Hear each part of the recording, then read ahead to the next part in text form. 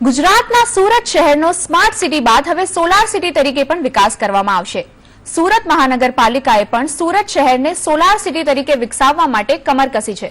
જોઈએ એક વિશેષ અહેવાલ।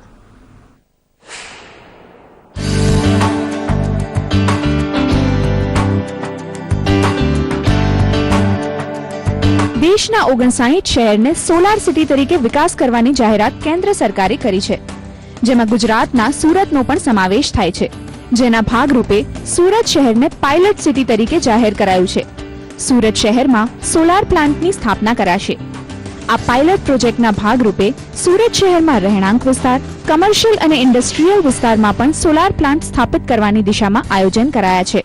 સુરત મહાનગરપાલિકા દ્વારા 5 મેગાવોટની ક્ષમતાનો સોલાર પાવર પ્લાન્ટ સ્થાપિત કરવાની કાર્યવાહી શરૂ કરવામાં આવી છે, જેના ભાગરૂપે જાન્યુઆરી 2013માં સાયન્સ સેન્ટર ખાતે ₹80.91 લાખના ખર્ચે solar photo voltaic based grid connected power પ્લાન્ટની સ્થાપના કરાઈ છે।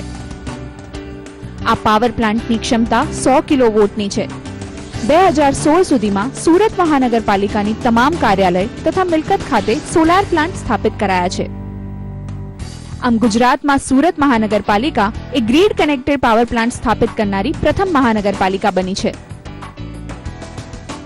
શહેરમાં બે ભાગ છે, સુરત મહાનગરપાલિકા અને સુરત શહેર પૂરો।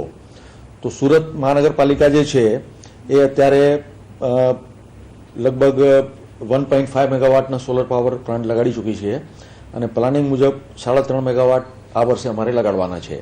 તે રીતે સુરત મહાનગરપાલિકાનો તો સોલરમાં ટાર્ગેટ પૂરો થઈ જશે। મે 2015 સુધીમાં સોલાર પ્લાન્ટના માધ્યમથી 3.19 લાખ યુનિટ વીજ ઉત્પાદન કરાયું હતું। સુરત શહેરમાં રિન્યુએબલ ઉર્જાનો વ્યાપ વધારવાના ઉદ્દેશથી મહાનગરપાલિકા દ્વારા 12 સ્થળે 540 કિલોવોટની ક્ષમતાવાળો તૃતીય સોલાર પ્લાન્ટ પણ સ્થાપિત કરાયો છે।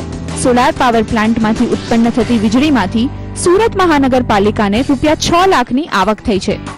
આ ઉપરાંત 27 સ્થળે રૂફટોપ સોલાર પ્લાન્ટ સ્થાપિત કર્યા છે, જેમાંથી ઉત્પન્ન થતી વીજળીમાંથી પાલિકાને વાર્ષિક ધોરણે 2.24 કરોડની આવક થાય છે। સુરત મહાનગરપાલિકા ભારત સરકારની solar energy corporation of India સાથે સમજૂતી કરાર કરશે। આ કરાર થયા બાદ સોલાર એનર્જી કોર્પોરેશન સુરતના વિવિધ વિસ્તારનો સર્વે કરશે અને કયા વિસ્તારમાં સોલાર પ્લાન્ટ સ્થાપિત કરવાથી ફાયદારૂપ સાબિત થશે તેનો અહેવાલ તૈયાર કરશે। આઝમ સાલેહ, સંદેશ ન્યૂઝ, સુરત।